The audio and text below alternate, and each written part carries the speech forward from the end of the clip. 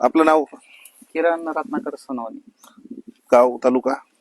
गाव अंदरसूल, तालुका येवला, जिल्हा नाशिक. या कांद्याला ट्रीटमेंट काय केली तुम्ही आतापर्यंत पूर्ण? हो सर, आतापर्यंत फक्त 3 फवारण्या घेतलेल्या आहे आपण. पूर्ण मौनगिरीच्या शेड्यूलनच हो, घेतलं? मौनगिरीच्या शेड्यूलनच घेतलेलं आहे. ते 3 फवारणीच्या अगोदर कांद्याची पावसाने भरपूर मोठ्या प्रमाणात नुकसान हो, झालं. भरपूर नुकसान झालेली. म्हणजे कांदे असे होते का पूर्ण खराब झालेली होती.